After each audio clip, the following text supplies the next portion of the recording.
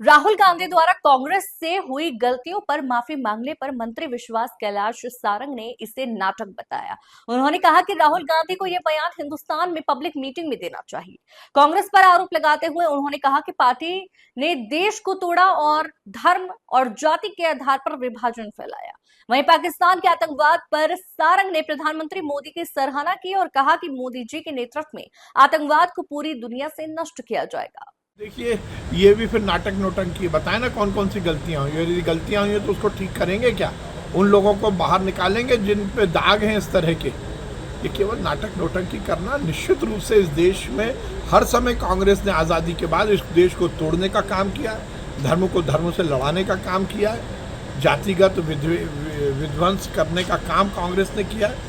कांग्रेस ने हर समय देश में अराजकता फैलाने का काम किया। ये हम कहते आए, हिंदू विरोध करना, जाति को जाति से लड़ाना, धर्म आधारित राजनीति करना, तुष्टीकरण करना, ये तो कांग्रेस करती आई है। अब राहुल गांधी मान रहे हैं तो सार्वजनिक रूप से मान रहे हैं, और अमेरिका में जाके क्यों बोल रहे हैं? हिंदुस्तान में आकर पब्लिक मीटिंग में बोले ना। परंपरा है, ये कोई नई बात नहीं है। उन्होंने तो हलफनामा दिया था, कांग्रेस ने हलफनामा दिया था कोर्ट में जब राम मंदिर का विषय था।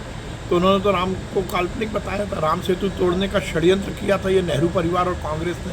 हम तो कहते ही आए, चुनाव के समय तो ये तथाकथित रूप से हिंदू बन जाते हैं, पर इनकी मानसिकता, इनकी भावना, इनके अंदर की जो पॉलिसी है वो हिंदू विरोधी है। अब राम को काल्पनिक बता रहे हैं तो राहुल गांधी जी आप कहाँ पहुँचेंगे भगवान ही जानता है। हम सबको पूरा विश्वास है इस देश के यशस्वी प्रधानमंत्री नरेंद्र मोदी जी और केंद्र की सरकार पर। इस देश में हर समय सुव्यवस्था स्थापित करके देश की एकता अखंडता को कायम रखने का, और आतंकवाद के खिलाफ नरेंद्र मोदी जी ने बड़े बड़े निर्णय लिए।